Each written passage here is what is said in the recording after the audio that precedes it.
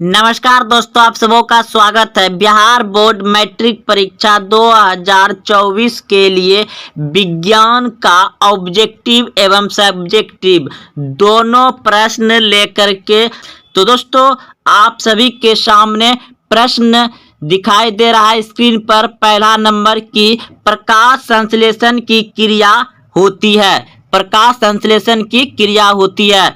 Objective और subjective दोनों बताते जाएंगे आपको साथ में और डायरेक्ट आपके दिमाग में प्रश्न बैठा देंगे। तो ऑप्शन दिया गया है कि फूलों में, पत्तों में, टहनों में या जड़ों में। तो प्रकाश संश्लेषण की क्रिया होती है, आप सभी 9th क्लास में पढ़े होंगे, पत्तों में। ऑप्शन नंबर बी सही हो जाएगा। अब इसका पूरा व्याख्या देखिए, व्याख्या समझिए ध्यान से और साथ में पढ़िए या तो ध्यान से सुनिए। पेड़ों में प्रकाश संश्लेषण की क्रिया पत्तों द्वारा होती है। पेड़ के पत्ते सूर्य के प्रकाश में कार्बन डाइऑक्साइड ग्रहण करते हैं। तो आपको अगर प्रश्न पूछ दिया जाए कि पेड़ पौधे में जो प्रकाश संश्लेषण होता है तो सूर्य से कौन सा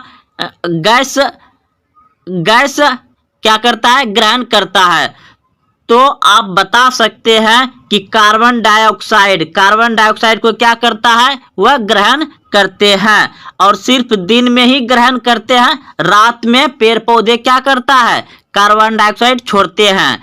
दिन में ग्रहण करते हैं और रात में छोड़ते हैं क्या, कार्बन डाइऑक्साइड।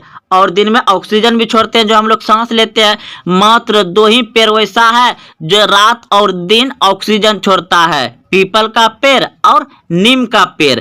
पीपल का पेड़ और नीम का पेड़ 24 घंटा ऑक्सीजन छोड़ता है। लेकिन ये आम पेड़ मतलब और सभी जो पेड़ देख रहे हैं पीपल और नीम का छोड़ा करके, ये सभी पेड़ पौधे दिन में ही ऑक्सीजन छोड़ते हैं, रात में कार्बन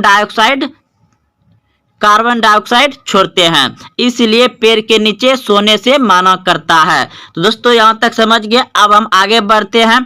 तथा ऑक्सीजन छोड़ते हैं, यानी पेड़ के पत्ते सूर्य के प्रकाश में प्रकाश संश्लेषण करते हैं और सूर्य के प्रकाश में कार्बन डाइऑक्साइड ग्रहण करते हैं तथा ऑक्सीजन छोड़ते हैं, जिस कारण पेड़ मनुष्य व पर्यावरण के लिए बहुत लाभदायक है। एक बार हम पढ़ रहे हैं, आप ध्यान से सुनिए।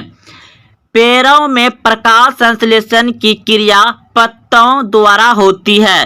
पेड़ के पत्ते सूर्य के प्रकाश में कार्बन डाइऑक्साइड ग्रहण करते हैं तथा ऑक्सीजन छोड़ते हैं, जिस कारण पेड़ मनुष्य व पर्यावरण के लिए बहुत लाभदायक है। तो दोस्तों प्रकाश संश्लेषण पर आपको अगर 2 नंबर से प्रश्न पूछ लिया जाए तो आप इन उत्तर को लिख लीजिएगा ना, तो आपको 2 नंबर मिल जाएगा। इन उत्तर को लिख लीजिएगा तो आपको 2 नंबर मिल जाएगा। आप इसे कॉपी में नोट कर लें।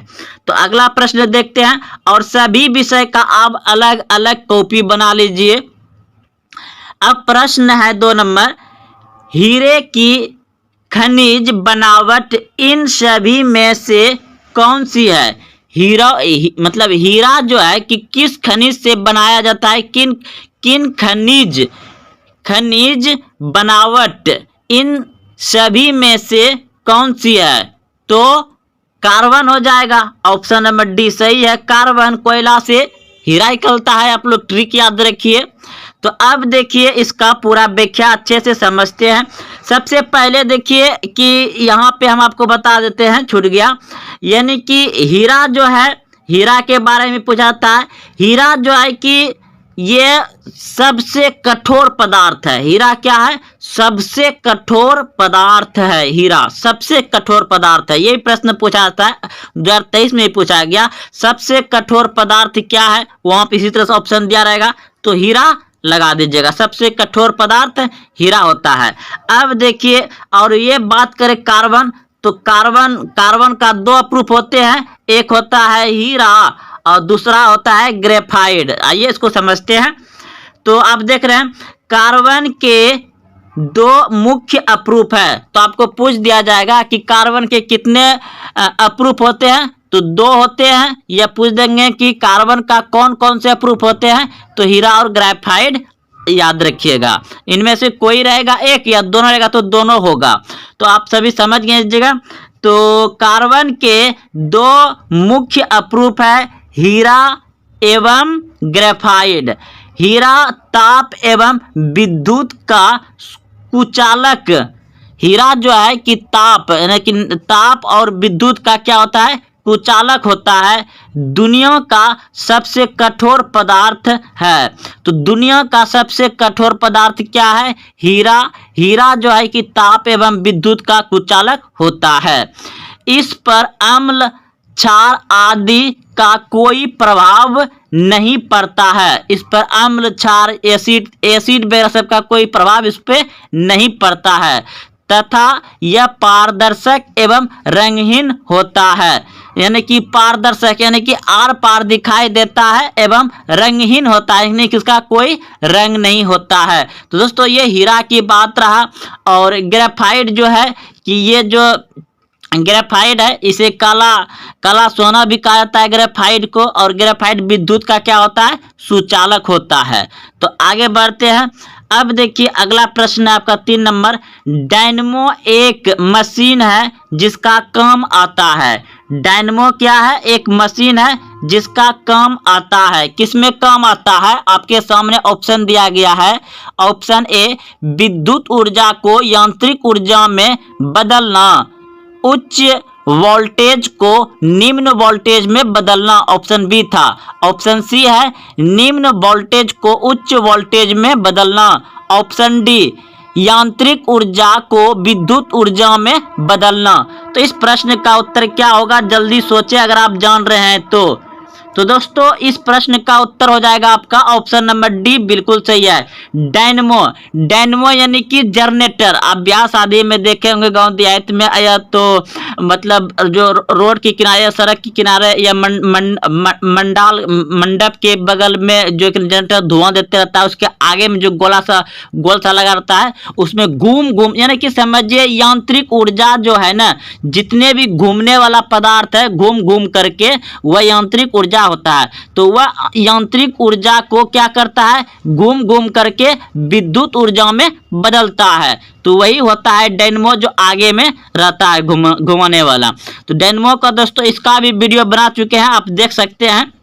डायनमो और जनरेटर और यहाँ डायनमो और ट्रांसफार्मर में अंतर क्या है, तो वहाँ अच्छे से बता दिए हैं, आप उस वीडियो की देख सकते हैं। तो दोस्तों आप लोग समझ गए होंगे कि डायनमो एक मशीन है। क्या करता है मशीन, यांत्रिक ऊर्जा को विद्युत ऊर्जा में बदलता है। ऑप्शन नंबर डी सही हो जाएगा। अब अगला प्रश्न है, देखिए इसका व्याख्या है। डायनमो या जनित्र जनरेटर वैसी युक्ति है जो विद्युत चुम्बकीय प्रेरणा के आधार पर यांत्रिक ऊर्जा को विद्युत ऊर्जा में परिवर्तित करता है यानी बदलता है। तो दोस्तों आप आगे बढ़ते हैं। अब प्रश्न है कि निम्नलिखित में से कौन सा भौतिकी परिवर्तन है। निम्नलिखित में से कौन सा भौतिकी परिवर्तन है, आपके सामने ऑप्शन दिया गया है। ऑप्शन ए, रसोई गैस का जलना। ऑप्शन बी, दूध का फटना। ऑप्शन सी, भोजन का पचना। ऑप्शन डी, जल में चीनी का घुलना। भौतिकी परिवर्तन पूछा है दोस्तों, याद रखिए भौतिकी परिवर्तन अगर जब भी पूछा जाए तो भौतिकी परिवर्तन वैसा परिवर्तन होता है जो कि जिस वस्तु को हम भौतिकी परिवर्तन कर रहे हैं वह फिर उसी अवस्था में आ सकता है, उसे भौतिकी परिवर्तन कहेंगे। जैसे उदाहरण के लिए तार का जाल, उसको हम तार बहुत सारा गुच्छा रखा हुआ, उसको हम जाल बना दिए। तो जाल को खोल करके हम फिर तार बना सकते हैं, तार बना सकते हैं। तो ये हो गया भौतिकी परिवर्तन। लेकिन रासायनिक परिवर्तन हुआ होता है जब हम एक बार उसको रासायनिक परिवर्तन कर देंगे तो फिर वह दोबारा वापस नहीं आएगा। जैसे कि रसोई गैस, ये फिर वापस नहीं आएगा। जैसे कि दूध का फटना, ये फिर दूध जब फट जाएगा तो क्या वापस दूध बन सकता है? नहीं। तो ये सभी क्या है? रासायनिक परिवर्तन। रासायनिक परिवर्तन, भोजन का पचना, जो भोजन पच जाएगा वो फिर वापस आएगा, दाल अलग, चावल अलग, भात अलग नहीं आएगा। तो ये सभी रासायनिक परिवर्तन है। लेकिन जल में चीनी का घुलना, जल में चीनी का घुलना, इसे हम फिर से वापस जल बना सकते हैं, इसलिए यह क्या हो जाएगा? भौतिक परिवर्तन हो जाएगा। तो भौतिक परिवर्तन क्या हो गया आपका? जल में चीनी का घुलना, ये भौतिक परिवर्तन हो गया। तो भौतिक और रासायनिक परिवर्तन का कैसे पकड़ा जाएगा, कैसे पहचानेंगे, हम आपको बता दिए। ध्यान से आप एक बार फिर पीछे करके सुन सकते हैं। तो अब देखिए उसका पूरा व्याख्या है। वह परिवर्तन जिसमें पदार्थ के भौतिक गुण कुछ समय के लिए बदल जाते हैं। देखिए देखिए भौतिक परिवर्तन में जो होता है ना, कुछ समय के लिए उसका गुण बदल जाता है। कुछ समय के लिए, गुण मतलब समझ रहे हैं ना, उसका कार्य, उसका मतलब जो उसके अंदर क्षमता है, उसका क्षमता को बदल देता है। कौन? भौतिक परिवर्तन। लेकिन रासायनिक परिवर्तन क्या करता है? पूरे बदल देता है, वो फिर वापस नहीं आता है। तो वह परिवर्तन जिसमें पदार्थ के भौतिक गुण कुछ समय के लिए बदल जाते हैं, परंतु उनकी वास्तविक बनावट एवं गुण में कोई परिवर्तन नहीं आता है और ना ही कोई अन्य नया पदार्थ ही बन पाता है, उसे भौतिक परिवर्तन कहते हैं। तो दोस्तों भौतिक परिवर्तन के लिए आप इसे अच्छे से उतार सकते हैं, याद रखिए। भौतिक परिवर्तन के लिए कहीं रासायनिक परिवर्तन भी आएगा तो हम डिटेल बता देंगे, लेकिन वैसे भी आपको बता दिए हैं कि रासायनिक परिवर्तन जब एक बार कर देंगे तो वह नया पदार्थ बन जाता है, फिर उसके वापस नहीं आता है। पकड़ने के लिए आपको बता दिए। तो दोस्तों इस प्रश्न का उत्तर आप अच्छे समझ गए, व्याख्या भी समझ गए। अब अगला प्रश्न है। प्रश्न है कि विद्युत चुम्बक बनाने के लिए सामान्यतः किस धातु का प्रयोग किया जाता है? विद्युत चुम्बक बनाने के लिए सामान्यतः किस धातु का प्रयोग किया जाता है? आपके सामने ऑप्शन दिया गया है, तांबा, निकेल, लोहा, कोबाल्ट। तो विद्युत चुम्बक बनाने के लिए क्या जाता है, इसका बताइए। इस प्रश्न का उत्तर क्या हो जाएगा? तो इस प्रश्न का उत्तर हो जाएगा दोस्तों आपका ऑप्शन नंबर सी, बिल्कुल सही है, लोहा हो जाएगा।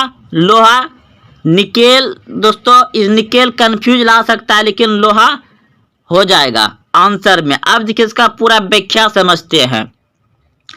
नर्म लोहा शीघ्र ही चुंबक बन जाता है और शीघ्र ही इसका चुंबकत्व समाप्त हो जाता है, इसलिए विद्युत चुम्बक वो अस्थाई चुम्बक होता है। विद्युत चुम्बक क्या होता है?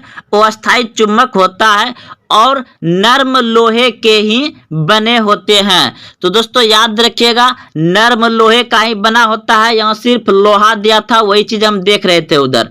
यहाँ क्या दिया है? सिर्फ लोहा दिया है। नर्म लोहा भी चल मतलब होगा, लेकिन लोहा भी रहेगा तो आप टिक लगा सकते हैं, बना सकते हैं।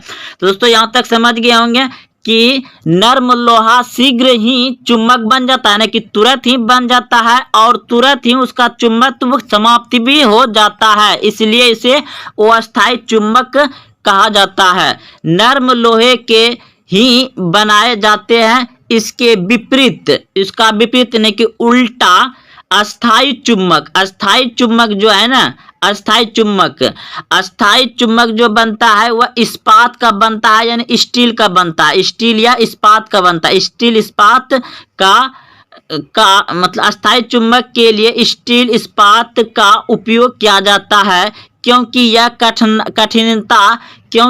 कठिनता से चुम्बक बनता है और कठिनता से ही अपने चुम्बक को छोड़ता है। मतलब कठिन से बनता है और कठिन से भी इसका चुम्बक खत्म होता है। तो अस्थाई चुम्बक बनाए जाते हैं किससे? स्टील या इस्पात से। वो अस्थाई चुम्बक किससे बनाया जाता है? नर्म लोहा से। अच्छे से समझ गए आप? तो चलते हैं अब अगले प्रश्न की ओर। प्रश्न है कि धोवन सोडा यानी वॉशिंग सोडा यानी कि धोने वाला सोडा यानी वॉशिंग सोडा का रासायनिक नाम है। धोवन सोडा या वॉशिंग सोडा का रासायनिक नाम क्या है? आपके सामने ऑप्शन दिया गया है, बताइए इस प्रश्न का उत्तर क्या होगा।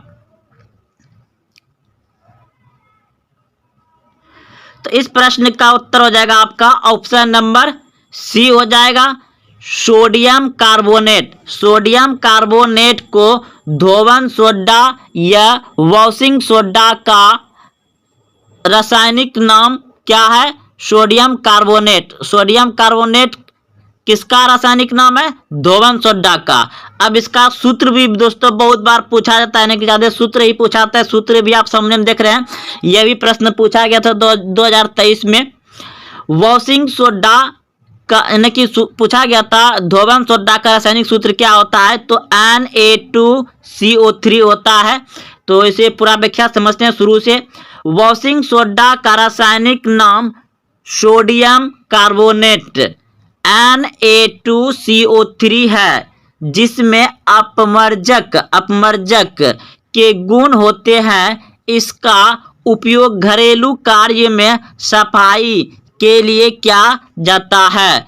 कठोर जल को मीठा जल बनाने में भी इसका उपयोग किया जाता है। तो दोस्तों आप लोग इसे अच्छे से उतार ले, क्योंकि ये भी इम्पोर्टेंट है। तो अगला प्रश्न आप देख रहे हैं, प्रश्न है अगला कि प्रकाश वर्ष किसका मात्रक है? प्रकाश वर्ष किसका मात्रक है? ऑप्शन ए बल, ऑप्शन बी दूरी, ऑप्शन सी समय, ऑप्शन डी चाल। प्रकाश वर्ष किसका मात्रक है? दूरी का है। ऑप्शन नंबर बी सही है। लेकिन ये प्रकाश वर्ष होता है ना कि एक साल में जितना प्रकाश चला ना वही एक होता है, ये मतलब प्रकाश वर्ष है। तो किसको मापता है? दूरी को मापता है। ये पृथ्वी पर नहीं, इसका कम पृथ्वी पर नहीं होता है, ये पृथ्वी से बाहर होता है। यानी एक खगोल पिंड से दूसरे खगोल पिंड की दूरी को मापता है, जो कि चंद्रमा से पृथ्वी कितना दूरी है, पृथ्वी से कितना दूरी मंगल ग्रह है, कितना वीनस है, कितना शुक्र है, कितना शनि है, ये सभी मापने में काम आता है। ये यानी कि एक खगोल पिंड से दूसरे खगोल पिंड। आइए इसको समझ लेते हैं। प्रकाश वर्ष लाइट ईयर्स खगोलीय दूरी का मात्रक है। प्रकाश वर्ष क्या है? खगोलीय दूरी का मात्रक है। एक प्रकाश वर्ष वह दूरी है जिससे प्रकाश एक वर्ष में तय करता है। प्रकाश एक वर्ष में जो तय करता है वही एक प्रकाश वर्ष है। इसका मान यानी कि इसका मान जो होता है 9.46 गुना 10 पे पावर 15 मीटर होता है। मीटर 9.46 गुना 10 पे पावर 15 मीटर प्रति मीटर होता है, यानी 15 मीटर होता है इसका चाल। अब अगला प्रश्न है वह व्यक्ति जो समीप की वस्तुएं स्पष्ट देख सकता है किंतु दूर वस्तुएं नहीं देख पाता, किस दृष्टि दोष का रोगी है? प्रश्न को दोस्तों अच्छे से समझिए। प्रश्न कह रहा है कि वह व्यक्ति जो समीप यानी समीप मतलब नजदीक समीप मतलब नजदीक, समीप की वस्तु नजदीक की वस्तु स्पष्ट देख सकता है किंतु दूर स्थित वस्तु नहीं देख पाता, किस दृष्टि दोष का रोगी है? तो आपके सामने ऑप्शन दिया गया है। ऑप्शन ए मायोपिया, यानी कि मायोपिया को क्या कहते हैं? निकट दृष्टि दोष कहते हैं। हाइपरमेट्रोपिया यानी कि दूर दृष्टि कहते हैं। तो आपके सामने ऑप्शन है, बताइए इन प्रश्न का उत्तर क्या हो जाएगा? तो इस प्रश्न का उत्तर हो जाएगा आपका ऑप्शन नंबर ए बिल्कुल सही है। जिस व्यक्ति को नजदीक की वस्तु दिखाई दे रहा है और दूर की वस्तु दिखाई नहीं दे रहा है, तो उसे निकट दृष्टि दोष हो गया, यानी उल्टा समझिएगा, मायोपिया। मायोपिया निकट दृष्टि दोष है, यानी कि जिस व्यक्ति को दूर की वस्तु नहीं दिखाई देता है उसे निकट दृष्टि दोष है, और जिसे दूर की वस्तु दिखाई देता है, नजदीक की वस्तु नहीं दिखाई देता है, तो उसे दूर दोष है, उल्टा होता है। समझ गए आप लोग? तो देखिए अब यहाँ व्याख्या समझते हैं। तो व्याख्या में आप सुनिए ध्यान से और साथ पढ़िए। निकट दृष्टि दोष से पीड़ित व्यक्ति अपने पास की वस्तु को तो स्पष्ट देख लेता है, लेकिन एक निश्चित दूरी से अधिक, यानी कि एक निश्चित दूरी, एक सीमा होता है, उससे अधिक दूरी पर रखी वस्तु को स्पष्ट नहीं देख पाता है। यानी कि निकट दृष्टि दोष में पास की वस्तु को देख लेता है और एक निश्चित दूरी होता है, तो उसे, जैसे कि आप लोग जानते हैं कि आंख की न्यूनतम दूरी कितना होता है देखने की, 25 सेंटीमीटर। आंख की न्यूनतम दूरी कितना होता है, 25 सेंटीमीटर होता है, और अधिकतम अनंत होता है। उसी प्रकार से आंख जिसका खराब हो गया है, न कि निकट दृष्टि दोष है, तो नजदीक की वस्तु देख पाएगा, दूर की वस्तु नहीं देख पाएगा। किसमें? निकट दृष्टि दोष में। अब आगे पढ़ते हैं, इसको समझ लिया उतना सा, यानी कि स्पष्ट नहीं देख पाता है दूर की वस्तु को। इस दृष्टि दोष में वस्तु का प्रतिबिंब आंख के रेटिना पर न बनकर कुछ आगे बन जाता है। मतलब इस आंख में जो है कि वस्तु का प्रतिबिंब यानी फोटो रेटिना पर न बनकर उसके कुछ क्या होता है, कुछ आगे बन जाता है। इस दोष के निवारण के लिए व्यक्ति के चश्मे में अवतल लेंस का प्रयोग किया जाता है। अवतल लेंस का निकट दृष्टि दोष को दूर किया जा सकता है अवतल लेंस का प्रयोग करके चश्मे में। दोस्तों यहाँ तक समझ गए। अब आगे बढ़ते हैं। अवतल लेंस का प्रयोग किया जाता है। निकट दृष्टि दोष को मायोपिया के नाम से भी जाना जाता है। निकट दृष्टि दोष को मायोपिया के नाम से भी जाना जाता है। तो दोस्तों यह प्रश्न आपको 5 या 2 नंबर से पूछा जाएगा। इस प्रश्न को आप अच्छे से उतार लीजिए और यह जब लिख दीजिएगा 5 या 2 नंबर वाला में, तो आपका कोई नहीं काटेगा। बिल्कुल यही ऐसे ही और अच्छे ही और सरल भाषा में है, जो कि आपको 2 बार पढ़िएगा याद रह जाएगा। अब अगला प्रश्न देखते हैं। प्रश्न है कि कौन सी मार्स गैस कहलाती है? कौन सी मार्स गैस कहलाती है? Option A methane, option B ethylene, option C benzene, option D इनमें से कोई नहीं।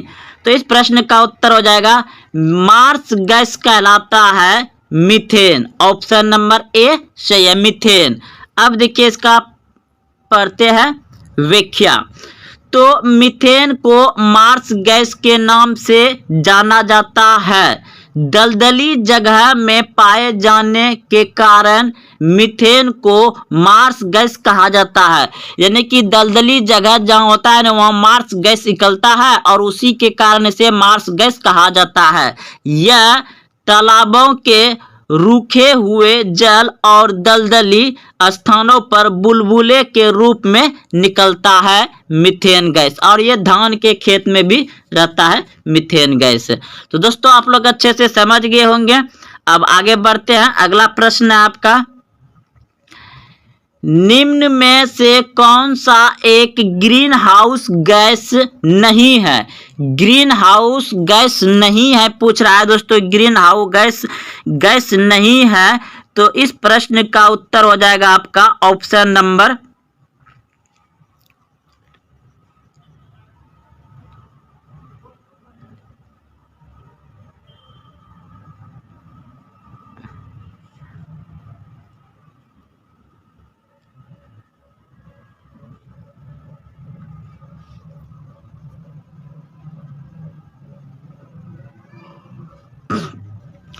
तो दोस्तों इस प्रश्न का उत्तर हो जाएगा, आप सभी बताइए अगर जान रहे हैं तो, ओजोन।